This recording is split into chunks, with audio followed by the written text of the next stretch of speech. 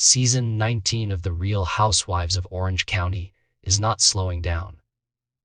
Episode 8, titled Truth Tellers and Lie Detectors, gave us one of the wildest and most entertaining nights of the season.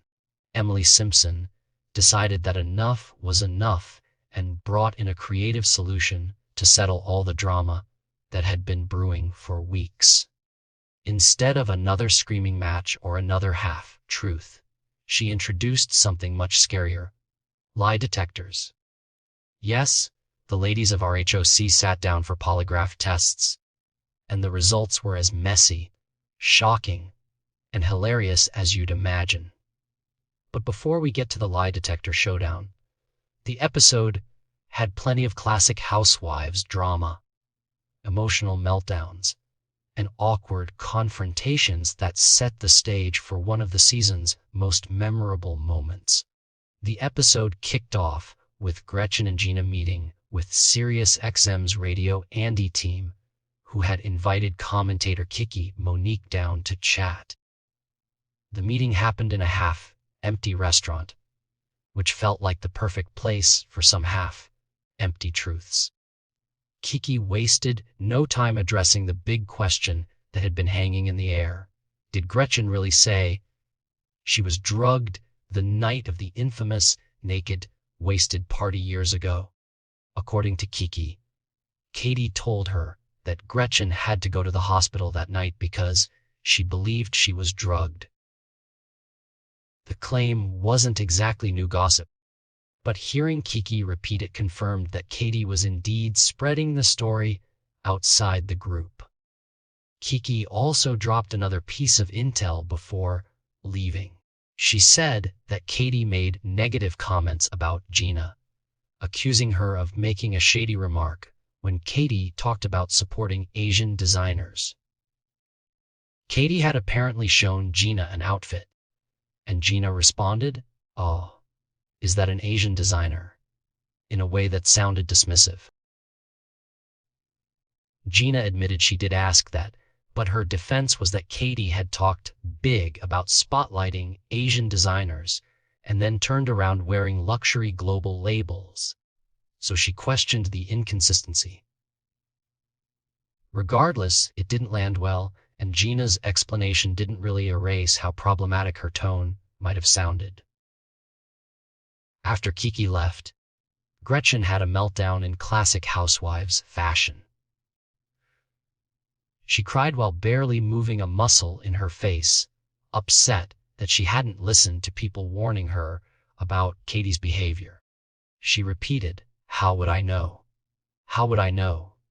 even though everyone had been warning her not to trust Katie. Gretchen was hurt, embarrassed, and starting to realize that her loyalty might have been misplaced.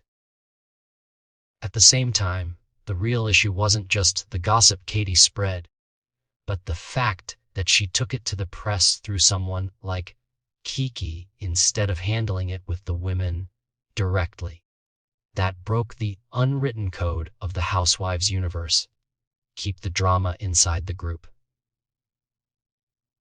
By talking to outsiders, Katie crossed a line, and that's why the women were so furious. The episode also had a couple of lighter interludes before the main event. Heather Dubrow was seen playing poker with her family while casually discussing her multiple homes, as only Heather can do. Shannon Beater, on the other hand, organized a very awkward but sweet birthday surprise for her father at Javier's, a famous OC restaurant. She hired a Marilyn Monroe impersonator to serenade him, which made for one of those cringe, but funny moments Housewives fans live for. But then came Emily's Persian New Year's party, and that's when things turned nuclear. As soon as Gina arrived, Emily dropped the bomb. She had invited professional polygraph operators to test everyone in the group. It wasn't just a fun party game, it was a setup to finally get the truth out in the open. None of the ladies had any warning, which was the genius of it. If they had known in advance, they could have prepared their stories. Instead, the surprise meant raw, unfiltered answers.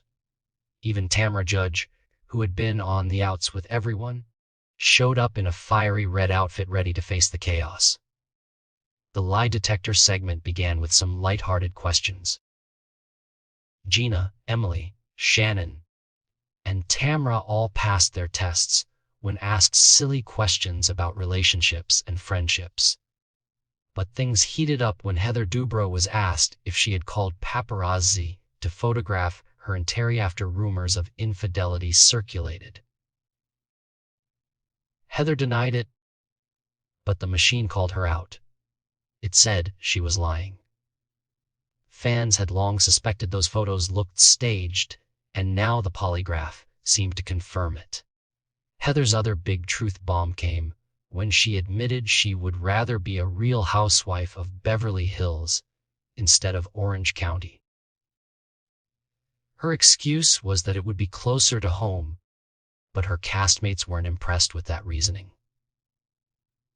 Then came Jen, who was asked if she had concerns about marrying Ryan. She answered no, but the machine disagreed, showing that she did have serious reservations.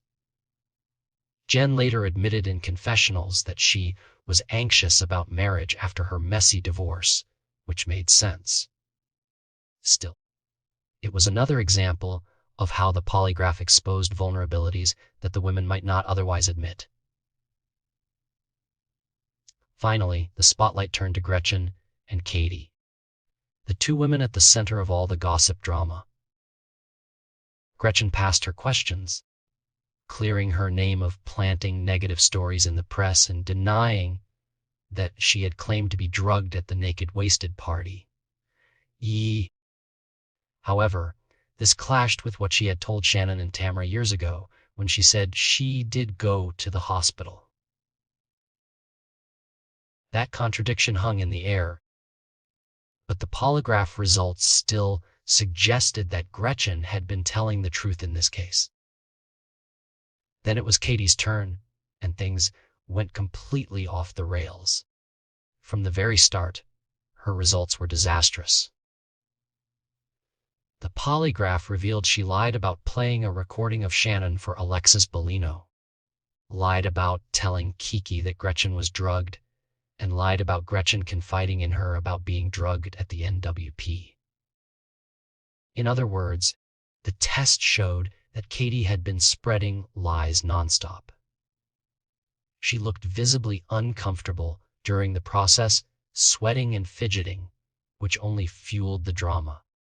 When the results were read, Katie denied everything and begged the women to believe her.